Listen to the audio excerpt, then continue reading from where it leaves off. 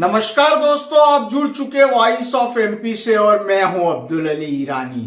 मेरे साथ मौजूद है एडवोकेट अरविंद जायसवाल जी, जो 1990 में नीमच से कार सेवा में गए थे और आप भारतीय जनता पार्टी के जिला कार्य समिति के अभी सदस्य भी हैं। आइए बात करते हैं कि किस तरह से 1990 की कार सेवा में इनका सफर रहा था।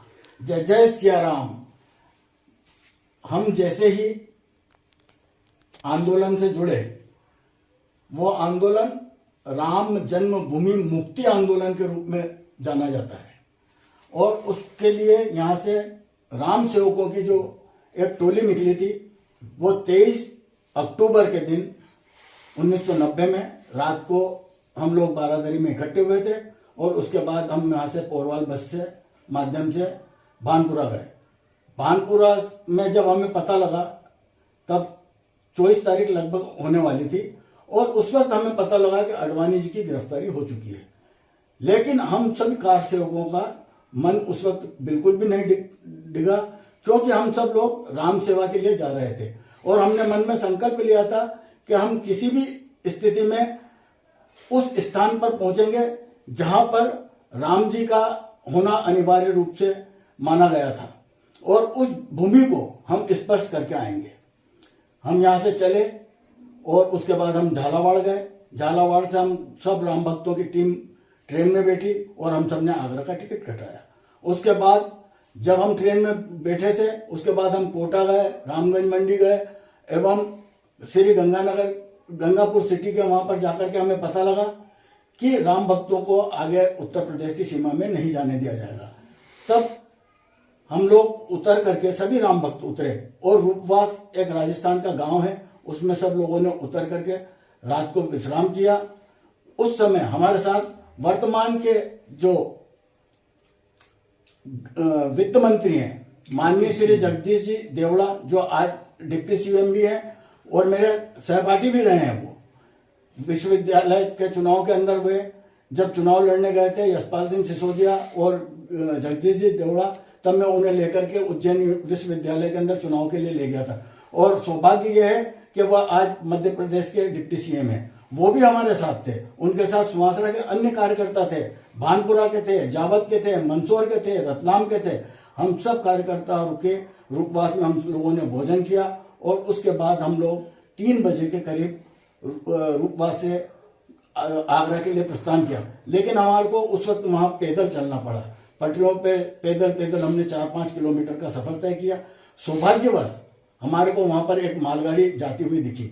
हम सब के मन के अंदर ये एक उत्साह पैदा हुआ कि इसको हम यदि अगर केसरिया झंडी दिखाएंगे तो अगर ये राम भक्त होगा तो निश्चित रूप से ये उस गाड़ी को रोक देगा। वो मालगाड़ी तेल के टैंकरों की थी, लेकिन उस वक्त उसके अंदर एक डब्बा भगवान राम की कृपा से खाली था और उस डब्बे के अंदर हम सब सेवकों को बिठाया और फतेहपुर सीकरी के आउटर पर उस राम सेवक ने गाड़ी रोकी और उसने वहां से हम सबको उतार दिया था। अब रात का समय होने लगा था। धीरे धीरे हम सोच रहे थे कि हम कैसे जाएंगे, हमें आगरा गंतव्य को प्राप्त करना था। तब कुछ लोग पटरी के सहारे जाते रहे। उनमें गट्टूलाल जी भी थे, बेरूलाल किलोरिया भी थे, दिलीप सिंह परिहार भी थे, जगदीश जी देवड़ा थे एवं अन्य 138 कार सेवक लोग थे। हम सब आगे बढ़ ही रहे थे कि हमारे को मालूम पड़ा कि अब उत्तर प्रदेश के अंदर हम लोगों को अंदर घुसने नहीं दिया जाएगा। लेकिन हमारे मन में एक जुनून था, एक उत्साह था, एक जोश था और कि हमें इस राम जन्मभूमि पर जाना ही है। तब हम लोग आगे बढ़ते चले गए और उसके बाद कुछ लोग पटरी के कुछ गाँव में रुके, कुछ आगे बढ़े। हम लोग वहां से बिछड़ना शुरू हो गए थे। सबसे बड़ी बात तो यह है कि जब हम यहाँ से साथ चले थे, एक काफिला था, वो धीरे धीरे बिछड़ना शुरू हो गया था। कुछ लोग वहां के ट्रैक्टरों में बैठ करके, कुछ लोग जो ट्रक जा रहे थे उनसे लिफ्ट लेकर के ऐसे पहुंचते चले गए। हम आगरा पहुंचते पहुंचते हम सिर्फ 10 लोग साथ रह गए थे और 10 लोग एक मेटाडोर के अंदर बैठे और मेटाडोर से हम आगरा उतरे। आगरा में पहुंचने के बाद में हम RSS के कार्यालय गए। वहां पर हमारे को उन्होंने रखा, वहां पे खाना खिलाया। उसके बाद में रात को हम वहां सोए। रात को सोने के बाद सवेरे उन्होंने हमारे को दूसरी जगह शिफ्ट कर दिया। दूसरी जगह शिफ्ट कर दिया, इसके बाद आप लोगों के साथ क्या हुआ? हाँ, तो हम सुबह उठ करके जब आगरा में जाने लगे तब हमने देखा कि आगरा के अंदर पुलिस का बंदोबस्त बहुत कड़ा हैगा और हम लोग वहां पर जा नहीं सकते कोई भी। तब हमने अलग अलग 3 जने हुए, हम तीनों ने अपने जो थे केसरिया रंग के दुपट्टे उनको हमारे अंदर बनियान के अंदर घुसेड़ लिया और उसके साथ साथ हमने कोई भी ऐसा सामान नहीं रखा जिससे हमें पकड़ा जाए। आगे गए, हमने सोचा कि अब आगरा का पूरा देखना पड़ेगा कि आगरा में कहाँ कहाँ पर पुलिस की गश्त है। तब हम दरगाह बस स्टैंड पर गए और उसके बाद हमने सोचा कि यहाँ तो हमारे को ये जाने नहीं देंगे। तब हम वहाँ पे बस स्टैंड पे गए, हमने वहाँ पे कानपुर जाने का प्लान बनाया, तीनों ने मिलकर के कानपुर के लिए 47 रुपए के टिकट लिए। लेकिन उसके बाद हम जैसे ही आगे बढ़े तो हमें मैनपुरी बस स्टैंड के वहाँ पे उन्होंने हमारी तलाशी ली और हमारे को वहाँ पर उन्होंने उतार दिया बस से। अब हम सोच रहे थे कि हम वापस कैसे जाएंगे। तब हम वापस आगरा आए, 2 घंटे तक वहाँ पर बस स्टैंड पर बैठे रहे आगरा में और वहाँ से वापस आगरा आए। और उसके बाद जब हम आरएसएस कार्यालय के वहाँ पहुंचे तब हमें मालूम पड़ा कि यहाँ पे तो रात को छापा पड़ा था, तो उन्होंने भी हमारे को वहाँ पे ठहरने नहीं दिया। तब हमने जाकर के एक श्री कृष्ण लॉज हैगी वहाँ पर, उसके अंदर कमरा नंबर 4 के अंदर हम तीनों ने रात का विश्राम किया और सुबह उठ करके तय किया कि अब हम आरएसएस कार्यालय पे जाते हैं। और वहाँ पे जाकर के हमने उनको हमारी उपस्थिति बताई, उन्होंने हमारे को बताया लोहा मंडी जाइए आप लोग और वहां से शाहगंज थाना पड़ता है, वहां पे जो जत्था निकल रहा है राम सेवकों का, आप उसमें शामिल हो जाइए। हम उस जत्थे में शामिल हुए। हमारे साथ उस वक्त शहर कांग्रेस के राजेंद्र सिंह जी चौहान भी थे, आगरा महामंत्री जो थे वो भी हमारे साथ गिरफ्तारी दी थी। हमारे साथ उस समय के तत्कालीन आगरा के भारतीय जनता पार्टी के अध्यक्ष भगवान शंकर रावत, जो बाद में वहां से सांसद भी बने, उन्होंने भी गिरफ्तारी दी थी। हम सबको गिरफ्तार करके दिगंबर जैन कॉलेज के अंदर ले जाया गया, जो कि अस्थायी जेल थी। उसके बाद भगवान शंकर रावत एवं 7 जो वहां के बड़े नेता थे उनको उन्होंने अलीगढ़ जेल में शिफ्ट किया। हमको वहां से रात को 1 बजे आगरा सेंट्रल जेल के अंदर शिफ्ट किया। जेल में कितने दिन रहे और जेल में किस तरह का व्यवहार रहा? जेल के अंदर हम 9 दिन रहे। हाँ। और जेल के अंदर हमारे साथ बहुत अच्छा व्यवहार किया गया था, जेलर ने भी अच्छा व्यवहार किया था, वहां के कैदियों ने भी अच्छा व्यवहार किया, वहां के प्रशासन ने भी अच्छा व्यवहार किया, वहां के लोगों ने इतना भोजन पहुंचाया। हम रात को रामधुन करते थे, हमारे साथ भेरूलाल कोठारी सामन वाले, गणपत लाल माली सामन के, प्रमोद नीमच सिटी का, जिसकी मूछें इतनी लंबी है कि उसकी मूछ की चर्चा उस जेल के अंदर होती रही। क्या इस तरह से जब राम भक्तों की एक टोली ने, हमने खूब एंजॉय किया वहां पे। राम भक्त लोगों ने वहां पर अटल जी की बहन भी आई हमसे मिलने के लिए, और उनके जीजा भी हमसे मिलने के लिए आए थे। हमारा रोज मेडिकल होता था वहां पर। हमने राम मंदिर का वहां पे निर्माण भी किया था एक, क्या, और वहां के हमारी रोज चेकअप होती थी हमारे को। पर यह बात थी कि वहां के जितने भी कैदी थे वो सब राम भक्तमय हो गए थे।